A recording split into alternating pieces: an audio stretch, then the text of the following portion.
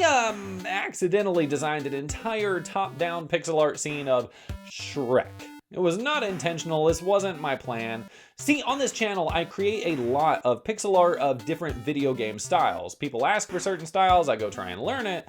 It's a fun little thing we do sometimes. And some of those requests I've gotten are for top-down or isometric style games. And I haven't done those requests just yet because I don't know how. I've only done one top-down picture before at all, and really wasn't kind of in the vein of what is being asked. So before I take on those requests, I decided I'll just do something simple. Something that nobody's asked for. I'll draw an outhouse. And you know who has an outhouse? It's Shrek. So I went and I, used Shrek's outhouse for reference, and then I thought, well, what the hell, I'll add a tree.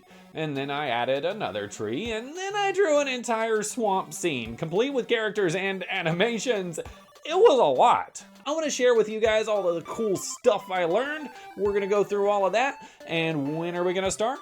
Well, somebody once told me, now. We're starting now. Hey guys, I'm Andrew Robinson of Robinson Pixels. First up was the outhouse itself.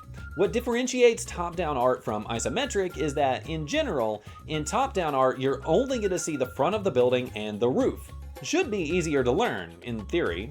The hardest part of drawing this outhouse, and really everything in the picture, was trying to wrap my head around the top-down style. Looking at something from above, but not like directly above, was a little tough for my brain.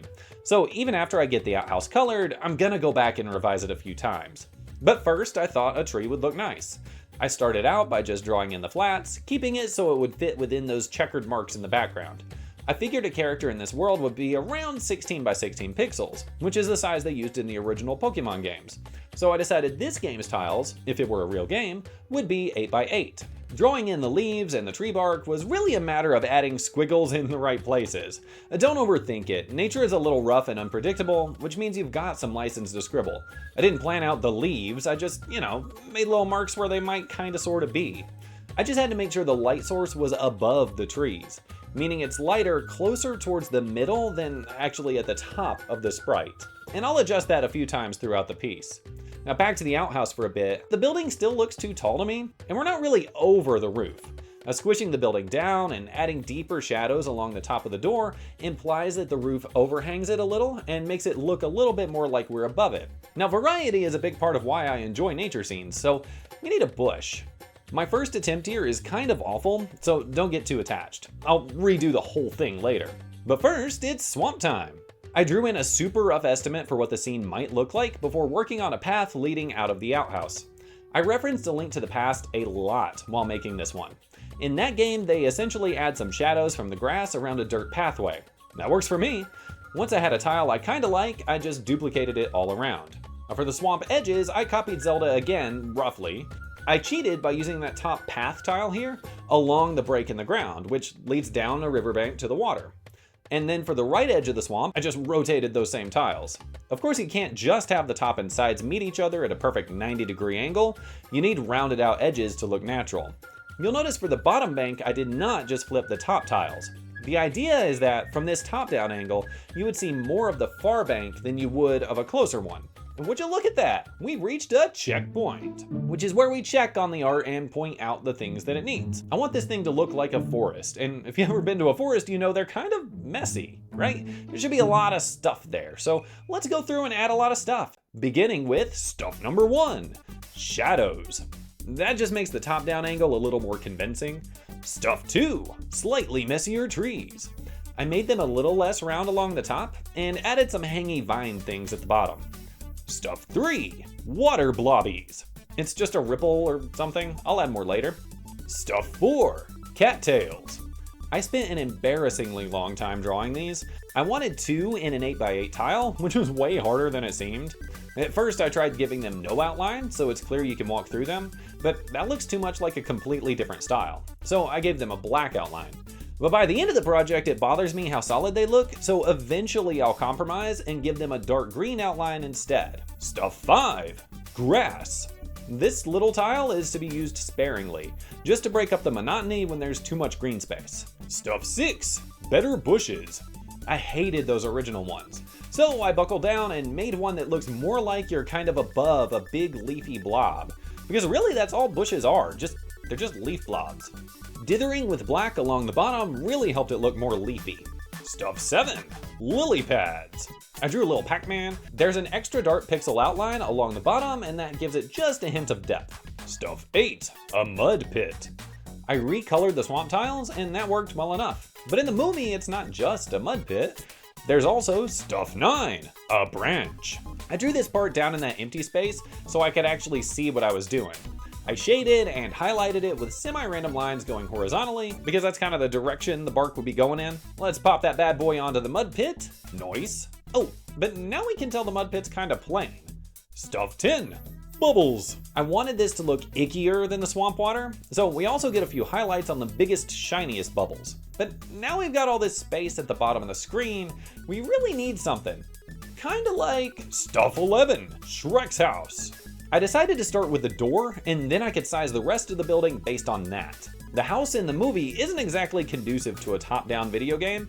It's uneven and messy. I'll have to make some concessions, but let's see how close we can get it. For the stump, of course we'll need to be able to see down inside it since we're slightly above it. I went with just solid black to shade since it's technically a chimney and that would be burnt. While I was coloring in the building, I made sure to shade under the roof. That adds some extra depth, so it looks more like the roof grass is hanging down and blocking some of the light. I also shaded along the sides of the roof. Again, that helps it look more like it's hanging down and not catching the sun. I started to get worried here that the whole image was starting to look messy.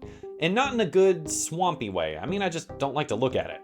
So I started filling in Shrek's yard a little just to see, and yeah. As a scene, this building placement doesn't work.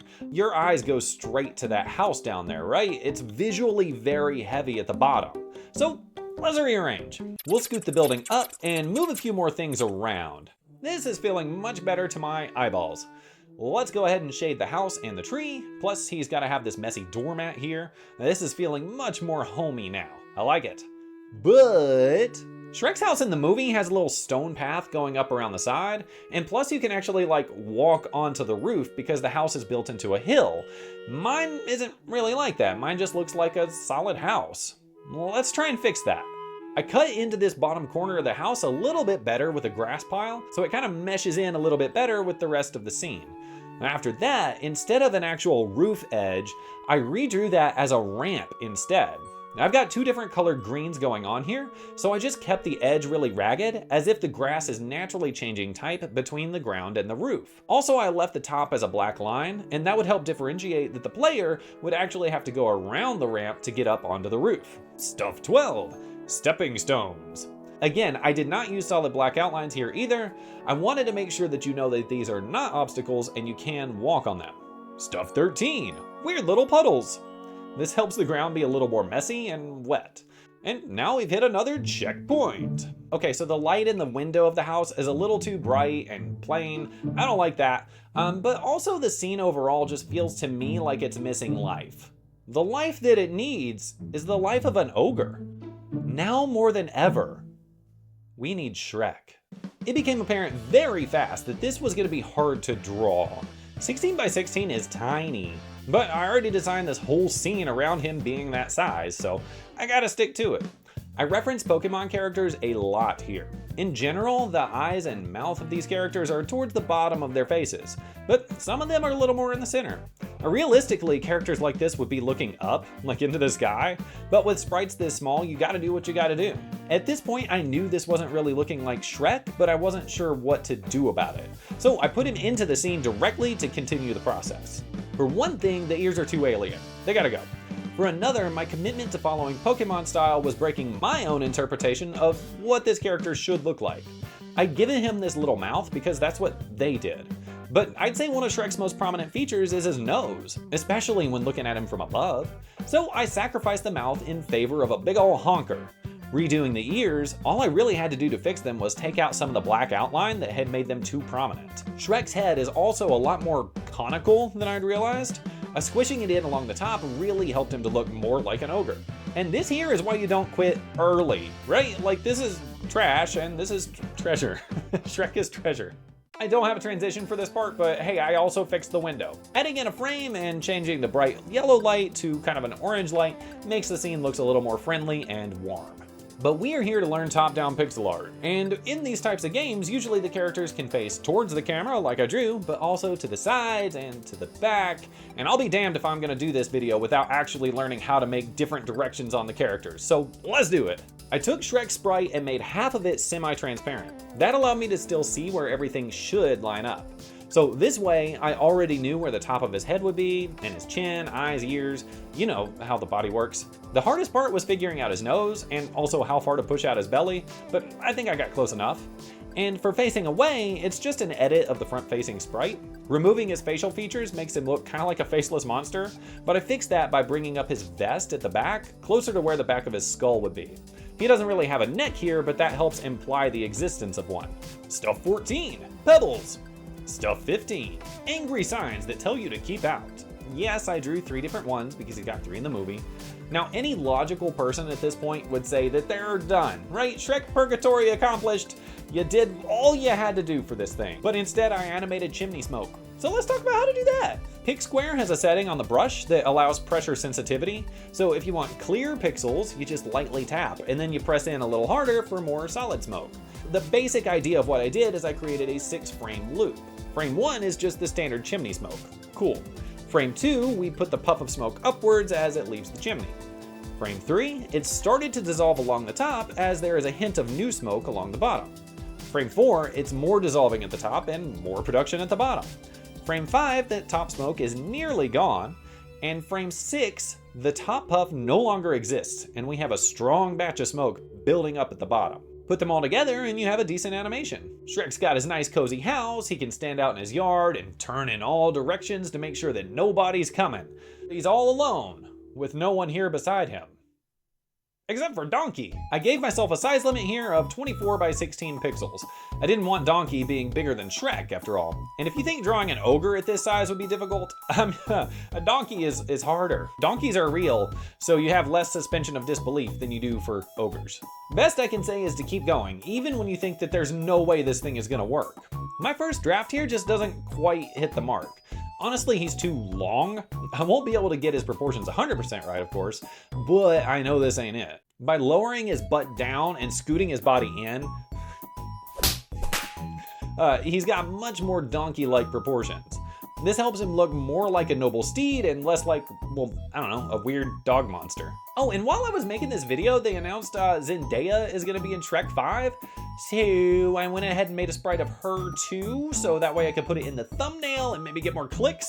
And that's it. Shrek and company hanging out at home. Anytime I make pixel art, I'm always trying to make sure the pixels have as much personality as I can figure out how to muster. For proof of that, you can check out this video where I designed a chess set with personality right over here, and follow along for more pixel practice. There's an extra dark pixel outline, and at this point I knew this wasn't really lurking, and giving them as much personality as I could. So if you wanted to learn that anytime I make pixel art, I'm trying to give my chess pieces